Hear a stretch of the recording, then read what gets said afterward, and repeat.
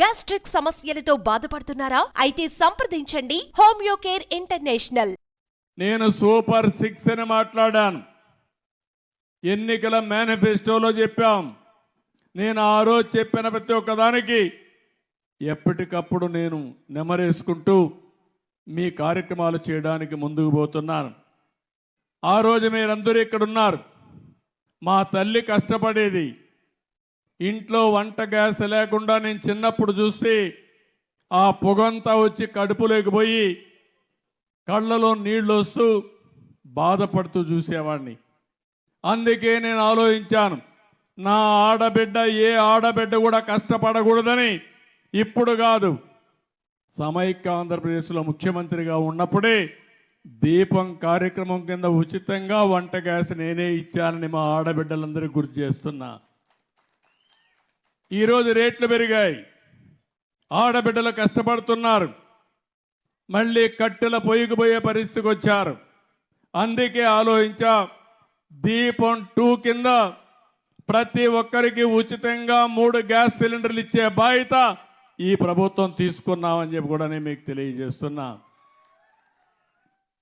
అంటే మీ ఖర్చులు తగ్గించాలని, మీ ఆదాయాన్ని పెంచాలని, మీ జీవన ప్రమాణాలు పెరిగే విధంగా పనిచేయాలని ముందుకు పోతున్నాం.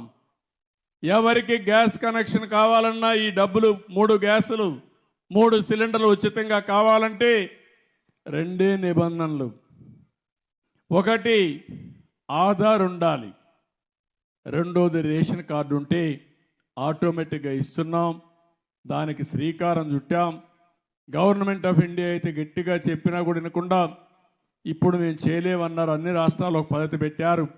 అందుకనే ఈరోజు ఆలోచిస్తున్న, ఇంకా వాళ్ళ మీద నెగోషియేట్ చేస్తున్నాం. అవసరమైతే ముందే డబ్బులు ఇచ్చి మీరు ఎక్కడ కూడా ఇబ్బంది లేకుండా డబ్బులు ఖర్చు పెట్టే పరిస్థితి లేకుండా ముందు కట్టేది కూడా లేకుండా చేయాలని చెప్పి అనుకుంటున్నా. అది కూడా తొందరలోనే వస్తుంది. కానీ ఈరోజు ఎవరైతే డబ్బులు మీరు పెట్టి గ్యాస్ తీసుకుంటే 48 గంటల్లో మీ అకౌంట్లో ఆ డబ్బులు వేసే బాధ్యత మేము తీసుకుంటామని చెప్పి కూడా నేను మీకు తెలియజేస్తున్నాను. ఇప్పటికే 50 లక్షల మంది బుక్ చేసుకున్నారు. ఇంకా మిగిలిన అర్హులందరికీ ఈ గ్యాస్ ఇచ్చే బాధ్యత మేము తీసుకుంటాం. 2684 కోట్ల రూపాయలు దీనికి ఖర్చు అయ్యే పరిస్థితి వస్తుంది. ఇంకా ఎక్కువైనా పర్వాలేదు కానీ ఇస్తామని చెప్పి కూడా నేను మీకు తెలియజేస్తున్నా. ఇంకో పక్కన ల్యాండ్ టైటిలింగ్ యాక్ట్ రద్దు చేశాం. ఇంకో పక్కన ఎవరైనా సరే ఒకటే చెప్తున్నాను, భూ కబ్జాలు చేసే వాళ్లకు మాత్రం హెచ్చరిస్తున్నా. అందుకే యాంటీ ల్యాండ్ గ్రాబింగ్ యాక్ట్ కూడా తీసుకొచ్చాను. మీ భూమి ఎవడైనా కబ్జా చేసినా జోలుకొస్తే తాట తీసే బాధ్యత ఈ ప్రభుత్వం తీసుకుంటామని హెచ్చరిస్తున్నా. ఇంతమను రికార్డులే తారుమారు చేశారు. మీ భూమికి రక్షణ లేకుండా పోయింది. ల్యాండ్ ప్రొటెక్షన్ యాక్ట్ను ఒకటి తీసుకొచ్చి మొత్తం కబ్జాలు చేస్తూ ఇష్టానుసారంగా భూములన్నీ రికార్డులు మార్చేసే పరిస్థితికి వచ్చారు. నాకు వచ్చే పిటిషన్లు మీరు చూస్తే 40 నుంచి 50% పిటిషన్లు భూ సమస్యలే వస్తున్నామంటే భూ బకాసురులు ఏం చేశారో ఒక్కసారి మీకు అర్థమవుతుంది. ఇప్పుడే మీరు చూశారు, మద్యం పైన చెక్ పెట్టాం.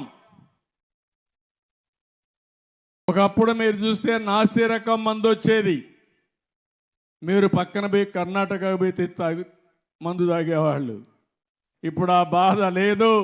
ఇక్కడే స్వేచ్ఛగా తాగే విధంగా ఏదైతే ఉందో నాణ్యమైనది కర్ణాటకలో సమానంగా ఇక్కడ కూడా మద్యం రేట్లు తగ్గించడమే కాకుండా ఎక్కడ కూడా నాసి రకం మందు ఇవ్వకుండా మీ ఆరోగ్యాన్ని కాపాడే బాధ్యత తీసుకున్నాం.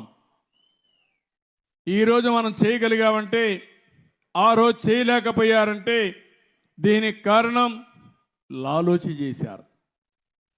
మద్యం తయారీ దగ్గర నుంచి ఎక్కడైనా షాపులో అమ్ముకునే వరకు వాళ్ళ మనుషుల్ని పెట్టి వచ్చిందంతా దోచుకున్నారు. సొంత ఖజానాకు పోయింది. ఇప్పుడు మీకందరికి కూడా మద్యం ధరలు రేషనలైజ్ చేయడమే కాకుండా నాణ్యమైన మద్యం ఇచ్చి ఈరోజు మీరు ఒకసారి చూస్తే ప్రభుత్వ ఆదాయానికి కూడా పెరిగే పరిస్థితి వచ్చింది. ఆ ఆదాయం వస్తే మళ్ళీ ఈ సంక్షేమ కార్యక్రమాలకే ఉపయోగపడతాయని చెప్పి కూడా నేను మీకు తెలియజేస్తున్నాను. మద్యం దోపిడీకి అడ్డుకట్టేశాం. నేను ఇంకొక మాట కూడా చెప్తున్నాను, ఎవరైనా సరే ఎక్కడైనా బెల్ట్ షాపులు పెడితే మాత్రం నేను కూడా బెల్ట్ తీయాల్సి వస్తుంది, జాగ్రత్తగా ఉండమని హెచ్చరిస్తున్నా. నేను చాలా స్పష్టంగా ఉన్నాను, మద్యం జోలికి ఎవరు రాకూడదు. ఎవరైతే షాపులు తీసుకున్నారో వాళ్ళు అమ్ముకోవడం తప్ప ఏ నాయకుడు కానీ ఏ దందాలు చేసేవాళ్ళు కానీ అందులో ఇన్వాల్వ్ అయితే మాత్రం నేను ఎవరిని వదిలిపెట్టనని చెప్పి మరొకసారి హెచ్చరిస్తున్నా. సుమన్ టీవీలో మీ పర్సనల్ అండ్ బిజినెస్ ప్రమోషన్స్ కోసం కింది నెంబర్కి కాంటాక్ట్ చేయండి.